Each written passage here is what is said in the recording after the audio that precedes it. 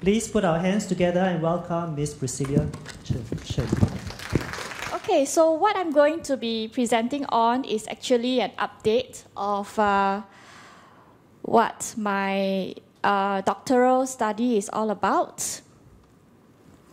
So in the last conference, I actually shared the proposal of how my research is going to be implemented.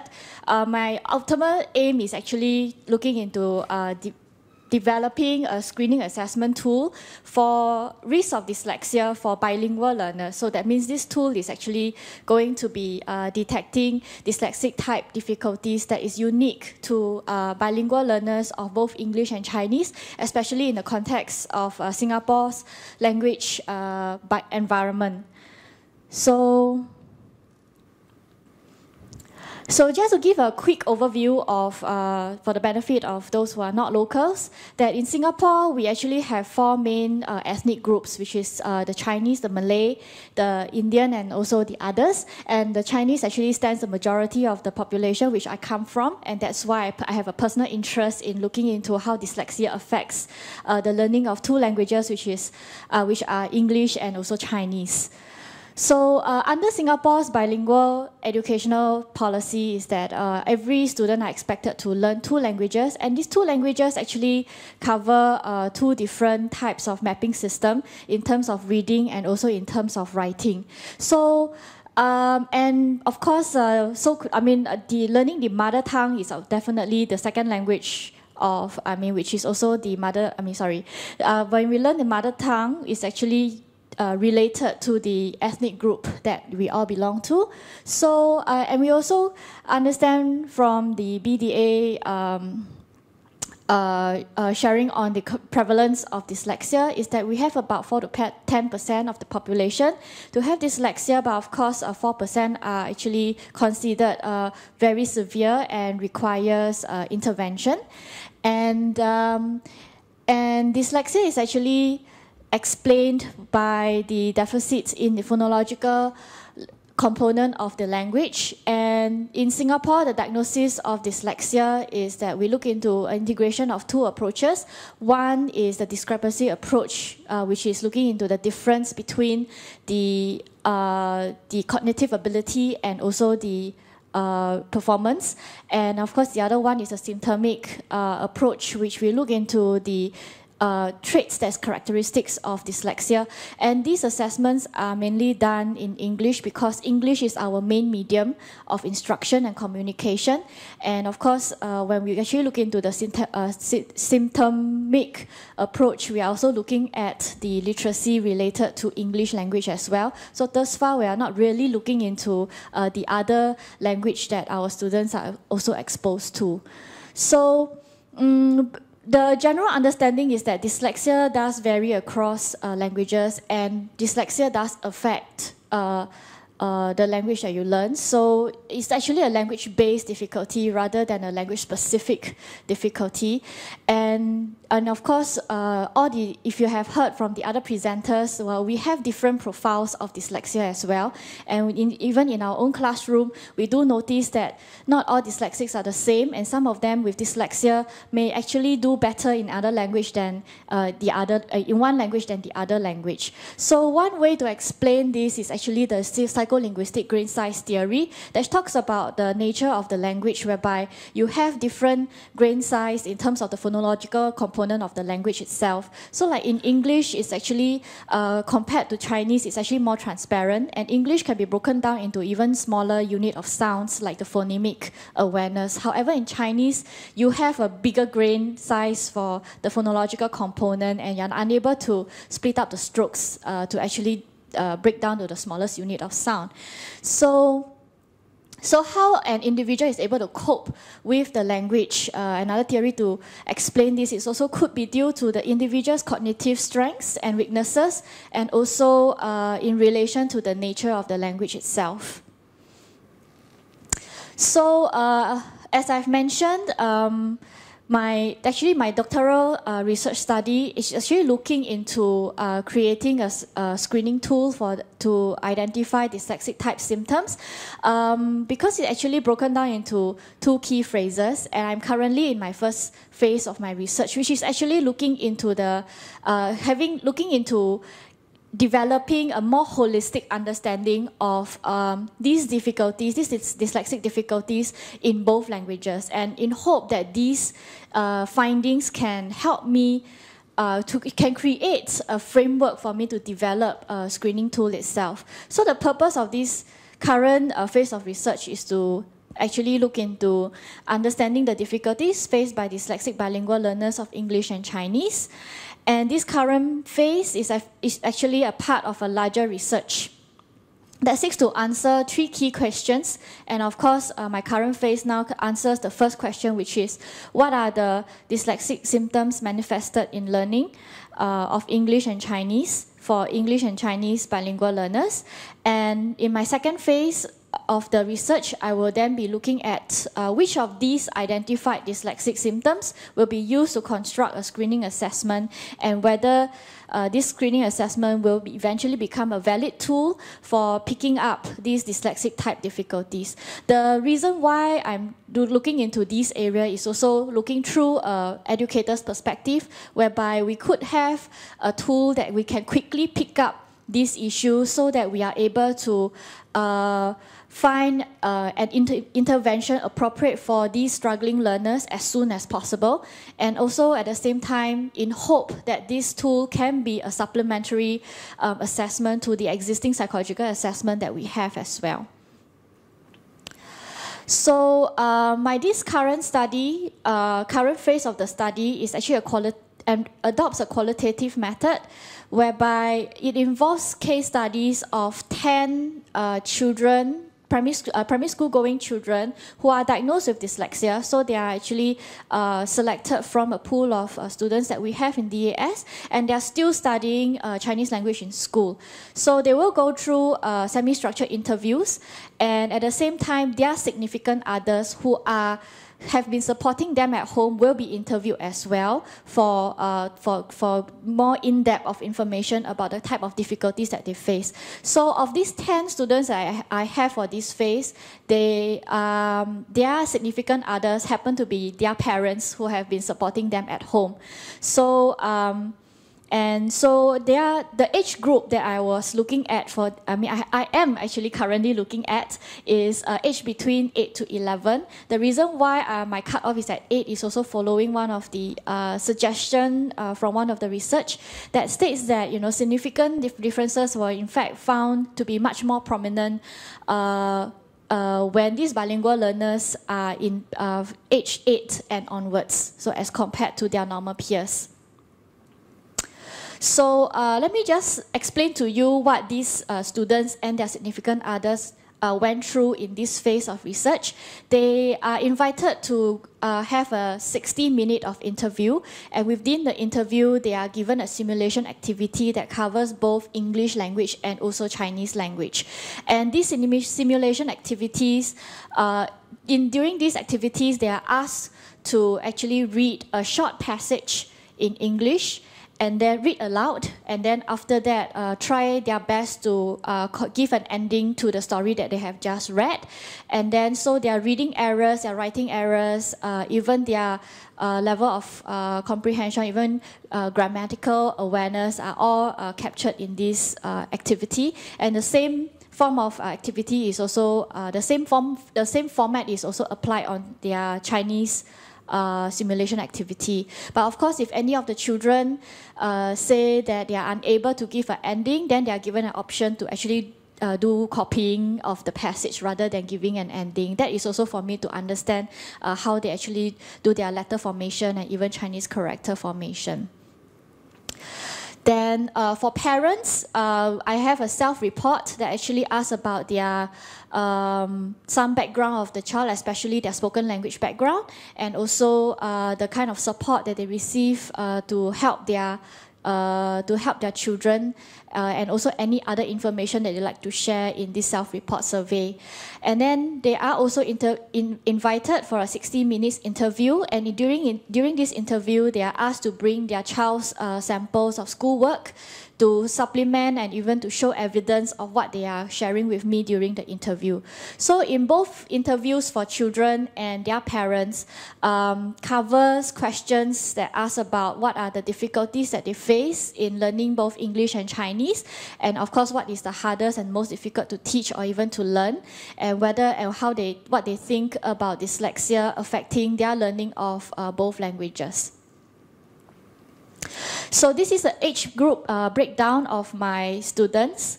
So we have 3 from age 8 to 8 years to 8 years 11, and then 11 months, and then 2 from the 9-year-olds, and then 5 from the 10-year-olds. So the youngest is actually 8 years 3 months, and the oldest is 10 years 11 months. And this is the information that I've gathered to give an understanding of their spoken language background. So majority of the students always speak English, and then you can see that you have about half of them who seldom speak Mandarin at home. So this is actually also going to be put into consideration when analyzing the information that they share during the interview and also in their work samples. So in this phase, what I'm going to do is that these interviews were going to be video recorded and also audio recorded for transcription and analysis. And my analysis adopts the grounded theory approach by Charmaine to allow greater flexibility in looking into the relationship between the key codes of that derives from the analysis of the interviews. So it also goes through 3 phases. So the initial codes allow me to actually pick up the in vivo codes that is, this actually represents the real voices of the children and also the adults. And then after that, it comes through the selective coding, focus coding, whereby I actually look into the key codes that actually emerge through this initial coding. And theoretical coding is whereby I will then piece all these categories together to see the relationship and also to form the theoretical framework for the assessment tool, the screening tool. So because actually at this current phase of my study, I'm still completing my interview transcription, and I'm still actually in my initial coding stage as well. So what I'm going to share with you are the observations that I have picked up through their simulation activity, the work samples that the parents have shared with me, which I can actually try to relate it back to what the existing literature is sharing with everyone as well. So what I'm going to show you later on are just what I can pick up, what the snippets of what I have from the interviews and simulation activities. So the first one that I have picked up from, and of course in the existing literature, is that dyslexic bilingual learners are found to have poorer phonological awareness and tone awareness as compared to their typical counterparts. And we know that in English, we understand that we have children who are possibly confused with 40 and 14, these kind of sounds of language, and even for Chinese, 14 and 40. And then, of course, for Chinese, you have all the different tones that actually makes a difference in terms of what the words mean as well. And these are actually samples from a student who actually displayed pretty severe tonal awareness, whereby his tones for the Chinese words are actually quite different. Like for example, for 公园, he will go 古园. And then even like 开心, he will go 开心. Or even for 义气, he will go 义气. So it's actually quite interesting. I mean, he is actually one of the most obvious case out of my 10 case studies that actually display such phonological difficulties. And of course, I do have some other students who show phonological confusion with similar sounding English words as well. And this is actually one of the videos actually for me to analyze the strokes that the students produce in their writing, both in English and also in Chinese. But I just took out some snippets of those children who are actually writing in Chinese to show that actually, you know, I kind of agree to the existing literature that talks about dyslexic bilingual learners having poorer visual orthographic knowledge, Chinese and English reading, and also word recognition. So if you can see for this child, when she was writing pa pa the pa, her strokes by right, I mean the correct way of writing the stroke is actually this way, and then this way, and then this way. But for her, she wrote this way, and then the other way. So she started the crosses first, and then she separated this top part, and then she added a tail at the end. So it actually tells you her orthographic awareness of the Chinese word. And for this particular child, he actually wrote this word from right to left, rather from the other side, yeah. Perhaps the video is not very clear, but it's just to let you know that how I know about this is because I did video down the way they actually wrote it, and I was there to observe how they wrote the words. And then these are actually some other examples of some other children who actually most children chose to copy the Chinese words rather than give an ending to the Chinese story passage.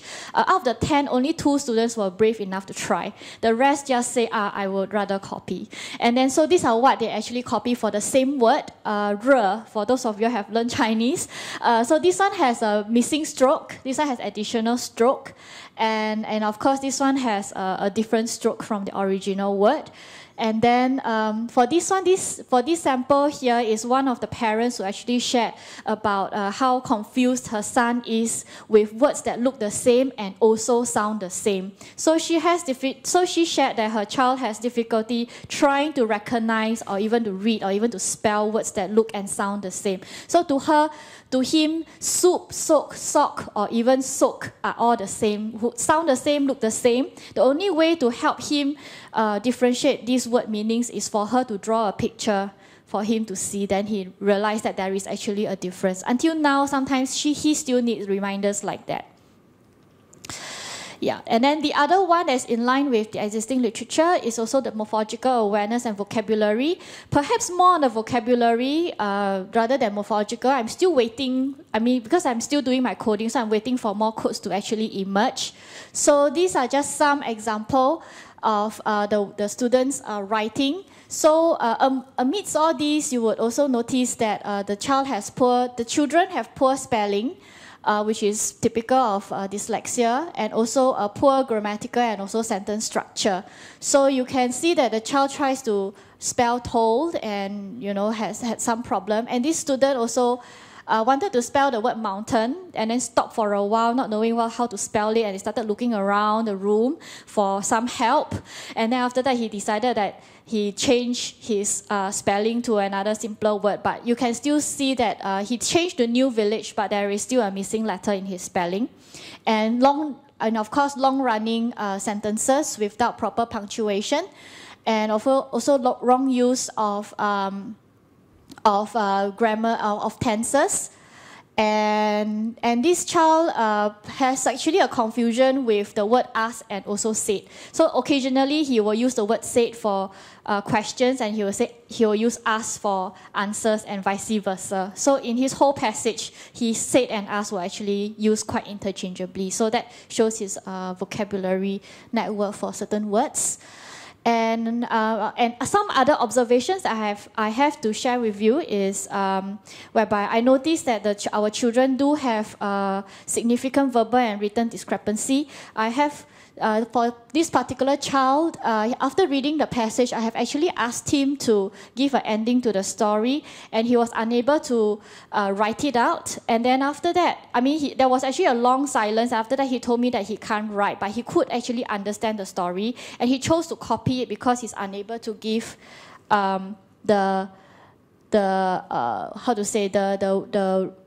the ending. However, when I asked him to share verbally, he was able to. So I have a short audio clip for this. To this story?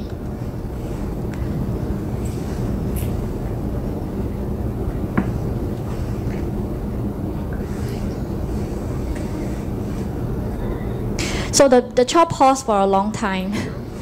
Don't know, ah. Do you know what's the story about? Yeah. Okay, can you roughly tell me what's the story about? Father's already old and they want the 4 kids to find precious things so that they can be the king.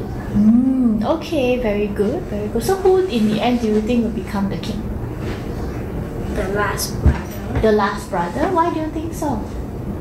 Because some of the people might have the greatest thing like diamonds, emerald, whatever. And then what will he get? He might get a diamond so that he can give to his father, and the father will be so proud that he can be the king. Oh, okay, alright, that's nice. Do you think you can write it out for me? No? Why so? Because I don't really know how to find words and write it down. Oh, so you can't really find the words to write it out? Yeah. Oh, I see. Yeah, so the boy said that he knows how he can give the ending, but he just can't find the right words to write it out. And the other one is actually in Chinese, and this boy actually managed to give an ending in written form, and then but verbally he was actually more able to give a more elaborated ending than what he was able to write. 他们玩了一整天， So you can see by his 累 written. 着了。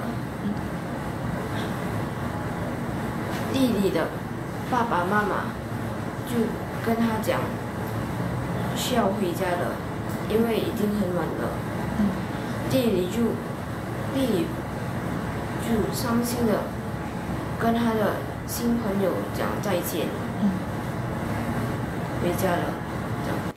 So you can, I mean, if you don't understand the language, but you can hear that he actually spoke more sentences than what he has managed to write. He only wrote two lines, but he was able to elaborate more. So I also do notice that there is a very obvious verbal and written discrepancy through these activities. And at the same time, I also noticed that majority of our students have very poor pencil grip when they write. So that's possibly one of the things that I want to consider when it comes to their learning of language as well.